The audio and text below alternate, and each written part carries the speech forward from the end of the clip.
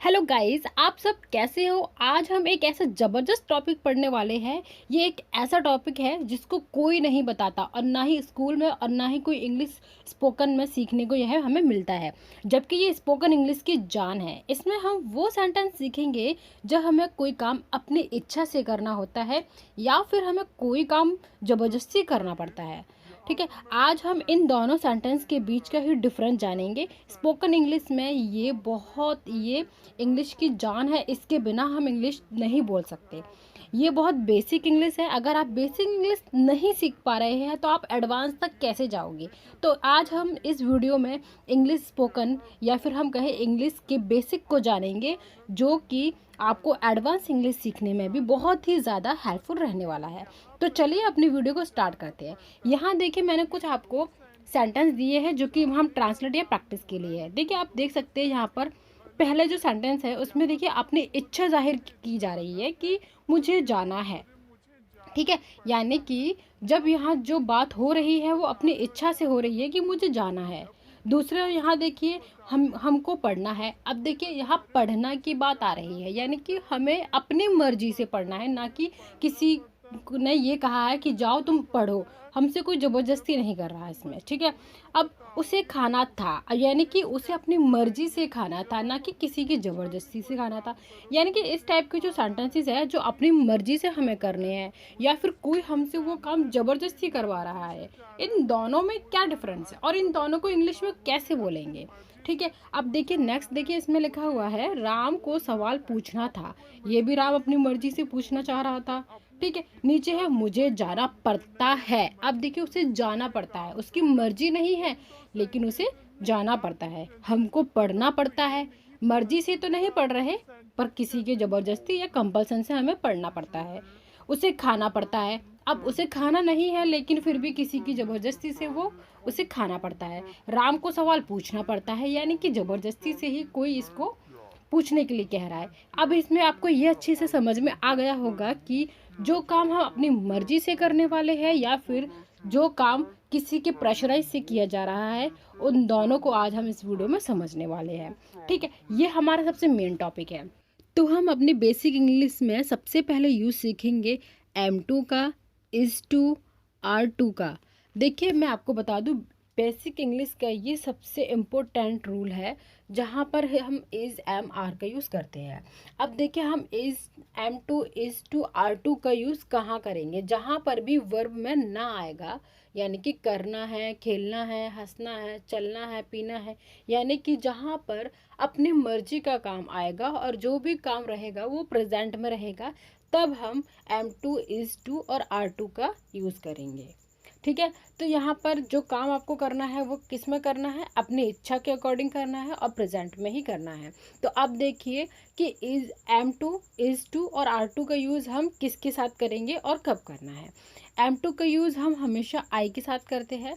M का आपको पता ही है, M का यूज़ किसके साथ होगा, आई के साथ। इज़ का यूज़ किसके साथ होगा, इसका यूज़ होगा हमेशा थर्ड पर्सन के साथ या फिर नाम के साथ। थर्ड पर्सन मतलब ही, शी, इट, इन सब के साथ होगा या फिर किसी भी पर्सन के नाम के साथ हम इसका यूज़ करेंगे। इसके अलावा बचा हमारा दे, दैम, अस, वी, इन सब के साथ हम क्या करेंगे, आर का यूज़ करेंगे। अगर मैं एक वर्ड में कहना चाहूँ तो सिंगुलर के साथ इज़ का यूज़ और प्लूरल के साथ हम आर का यूज़ करेंगे।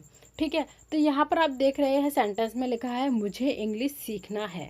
यहाँ पर इतना याद रखिए, जब हम इस सेंटेंस को बनाएंगे हिंदी में तो इसमें ना वर्ब में ना, यानी कि ना जो है वो इम्पोर्टेंट है। ना है, करना है, खेलना है, ये ज़रूर आपको याद रखना है कि ये होना चाहिए बेसिक इंग्लिश में। ठीक है, तभी हम इन सब का यूज़ करेंगे। ये कंडीशन है, आपको हर जगह यूज़ नहीं करना है इज़ M2 का और इज़ टू और आर टू का, क्योंकि ये होगा तभी हमारा ये बेसिक रूल अप्लाई होगा। अब देखिए मुझे इंग्लिश सीखना है, कैसे बनाएंगे हम इसे, हम बनाएंगे मुझे। अब पहले हमें ये देखना है, मुझे सब्जेक्ट को डिफाइन करना है कि मुझे जो सब्जेक्ट जो है वो कौन सा है, उसी के हिसाब से ही हम यहाँ पर हेल्पिंग वर्ब लगाएंगे। ठीक है, अब जैसे कि मुझे पता है मुझे की आई होती है तो मैं यहाँ पर आई लगाऊंगी। फिर यहाँ पर आई के साथ मैंने बताया है कि M2 का यूज़ करेंगे, तो I am2। फिर सीखने की यहाँ पर वर्ब की फर्स्ट फॉर्म हम नहीं लगाएंगे, सीखने की यहाँ पर हम वर्ब की फर्स्ट फॉर्म लगाएंगे। तो ये बनेगा I am to learn English, यानी कि मुझे इंग्लिश सीखनी है। ठीक है, नेक्स्ट है मुझे चिड़ियाघर जाना है, यानी कि मर्जी है मेरी चिड़ियाघर जाने की, किसी ने मुझे मजबूर नहीं किया है। तो कैसे बनेगा, मुझे यानी कि आई के साथ एम, तो आई एम टू गो जू, यानी कि मुझे चिड़ियाघर जाना है। नेक्स्ट है उसे मुझसे बात करनी है, यानी कि उसे मुझसे बात करनी है, उसकी मर्जी है बात करने की। ठीक है, तो बनेगा ही इज़। अब देखिए यहाँ ही क्या है, नाउन क्या है हमारा, ही है तो सिंगुलर है तो इज़ का यूज़ करेंगे। He is to talk to me, यानी कि उसे मुझसे बात करनी है। अब मुझे कार चलाना है, मतलब कार चलानी है ये अपनी मर्जी से। अब देखिए कार चलानी है या चलाना है ये, या फिर मैं कार चलाना चाहती हूँ या चाहता हूँ, इस टाइप के ये दो सेंटेंस हो गए। ठीक है, दोनों में ही इच्छा जाहिर हो रही है कि मुझे क्या है, कार चलानी है, या फिर मैं कार चलाना चाहती हूँ।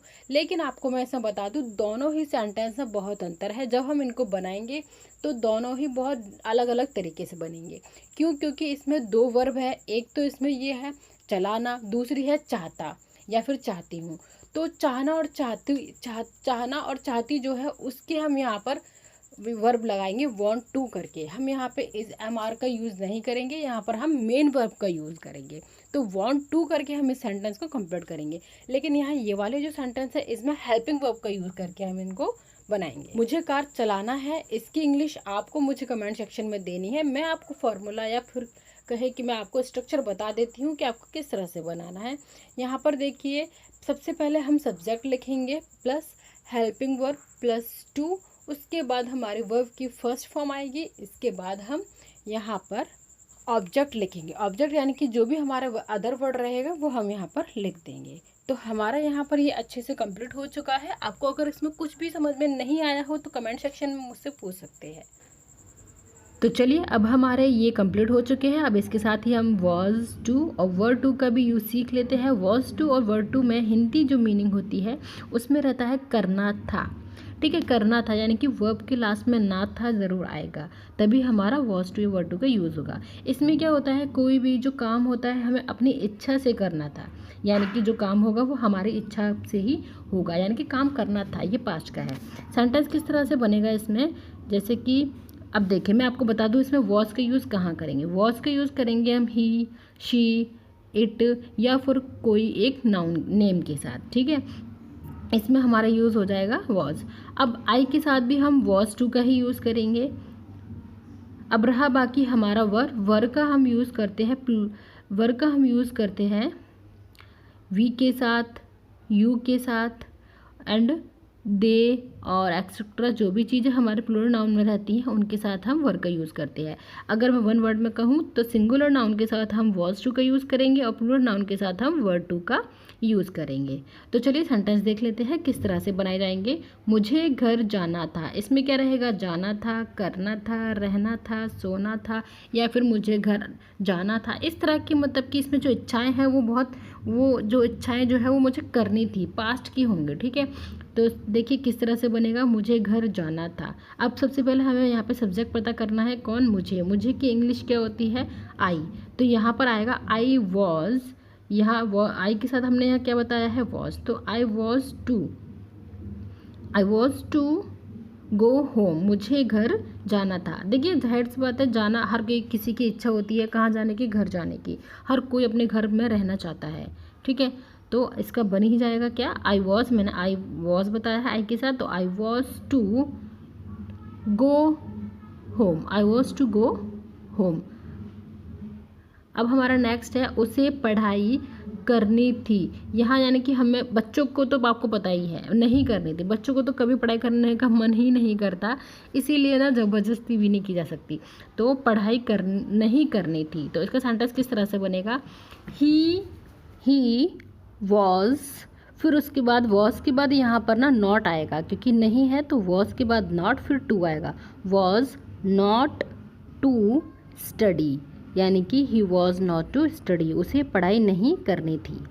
नेक्स्ट है तुम्हें सोना था, यहाँ है सोना था की इंग्लिश बनेगी यू वर टू स्लीप, यानी कि सोना है तो उसे अपनी इच्छा से सोना है, तो यू वर टू स्लीप। मुझे आम खाना था, तो मेरी इच्छा है खाने की, मेरी खाने की इच्छा थी तो मुझे आम खाना था, तो I was to eat mango. अब मुझे आम खाना था, इसका रिप्लाई आपको मुझे कमेंट सेक्शन में देना है, इस बहाने आपकी थोड़ी प्रैक्टिस भी हो जाएगी।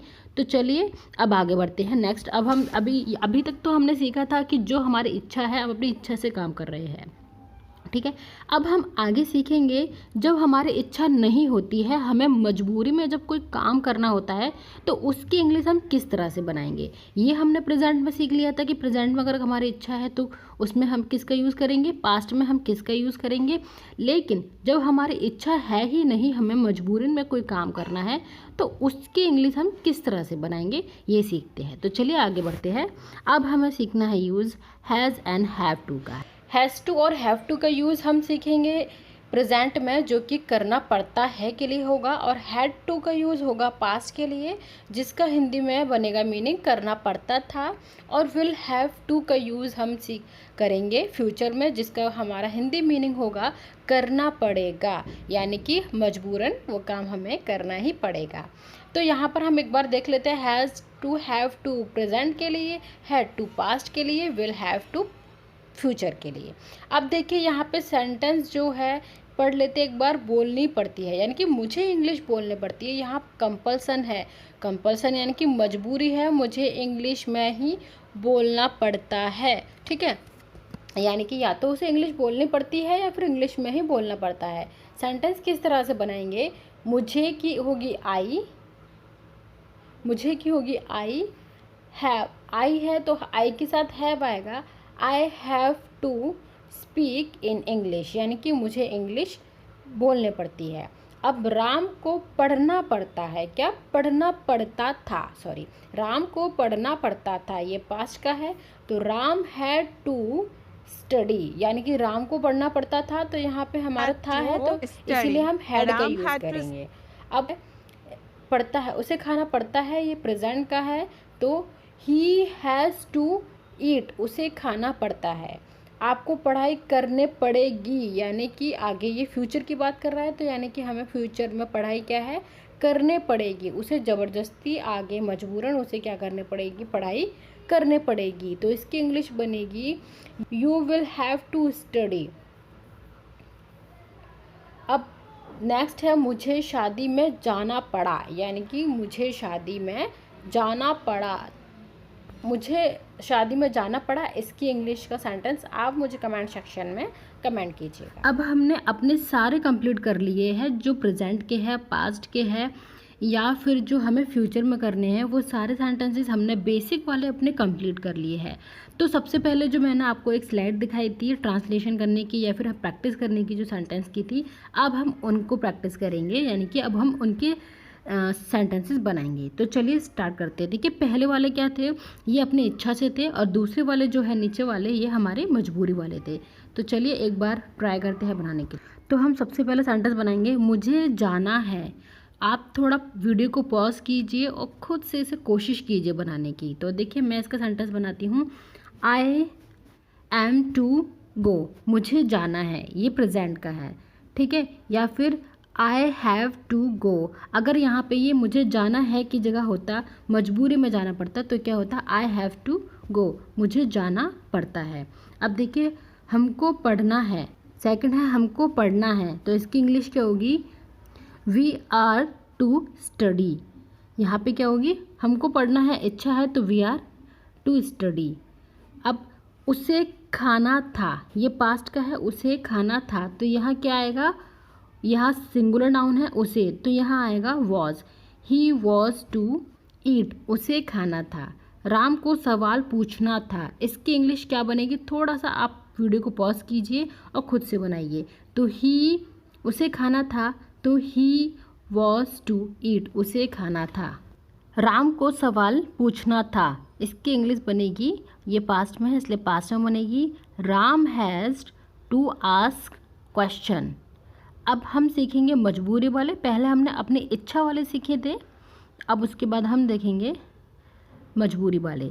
तो देखिए मुझे जाना पड़ता है, उसे जाना पड़ता है, ठीक है, मजबूरी है जाना। तो आई हैव टू गो, हमको पढ़ना पड़ता है। वी हैव टू स्टडी, हमें पढ़ना पड़ता है। ये हमारे मजबूरी वाले है कि हमें ज़बरदस्ती या मजबूरन पढ़ना है। उसे खाना पड़ता है, उसे खाना पड़ता था, यानी कि ये पास्ट का है। तो he had to eat, Ram को सवाल पूछना पड़ता था। Ram has to ask question. अब देखिए यहाँ पर गाइज आपको अच्छे से पता चल गया होगा कि अगर कोई भी हमें अपनी इच्छा से काम करना है तो हमें कैसे सेंटेंस को फ्रेम करना है, और कोई मजबूरी वाले हैं तो हमें कैसे फ्रेम करना है। अगर हमारी इच्छा वाले हैं तो उसमें हमें इज़, एम, आर, वॉज, वर का यूज़ करना है, हैज़, हैव का यूज़ करना है। अगर वो हमारे इच्छा का यूज़ करना है, अगर हमारे इच्छा के नहीं है तो हमें उसमें हैज़, हैव और हैड का यूज़ करना है। अगर वो फ्यूचर में है तो विल हैव का या फिर विल हैज़ का यूज़ करना है। तो चलिए, होप आपको ये अच्छे से समझ में आ गए होंगे। अगर आपने मेरा चैनल अभी तक सब्सक्राइब नहीं किया है तो प्लीज़ सब्सक्राइब कर लीजिए एंड वीडियो को लाइक करना ना भूलें।